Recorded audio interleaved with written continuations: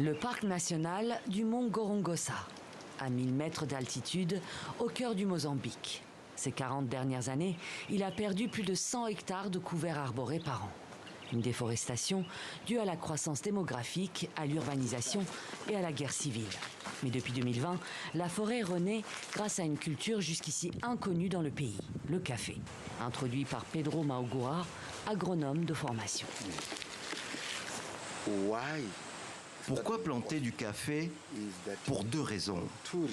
Premièrement, on veut s'assurer que la forêt, les arbres que les gens ont coupés, se renouvellent. Parce que la destruction se poursuivait. Et nous, on veut reforester, récupérer la forêt. Deuxièmement, on veut des bénéfices tangibles pour la communauté. Des avantages environnementaux, sociaux et économiques. Pour cela, Pedro Maugura et la direction scientifique du parc ont étudié des variétés de caféiers du monde entier.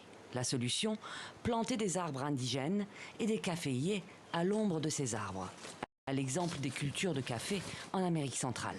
L'an dernier, les communautés du mont Gorongosa ont planté 20 000 arbres indigènes et plus de 200 000 caféiers, qui prospèrent malgré les conditions météorologiques de plus en plus erratiques au Mozambique. Les précipitations, maintenant, c'est parfois une saison des pluies très longue, parfois une saison des pluies très courte, parfois même pas de pluie du tout.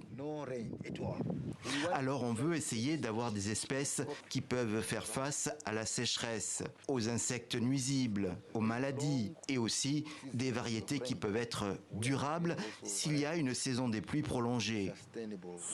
Entre cyclones, pluies torrentielles et sécheresses, des zones entières du parc ont été dévastées, jusqu'à ce que le café vienne au secours de la région et de ses habitants. Plus de 800 petits agriculteurs, dont 40% de femmes, cueillent le café, le sèchent et le vendent. J'ai commencé à travailler ici comme bénévole pendant 3 ans, en venant aider au reboisement. Quand le projet de restauration de Gorongosa a commencé à produire du café, je suis devenue employée à temps plein. J'y gagne beaucoup. Je peux envoyer mes enfants à l'école, et même si parfois on subit la sécheresse, avec le café, on récolte toujours et on n'a plus faim. La culture du café motive ainsi les habitants à participer à la reforestation et à protéger leurs forêts. Le parc de Gorongosa compte aujourd'hui plus de 800 000 caféiers. Son café s'exporte désormais aux 4 coins de la planète.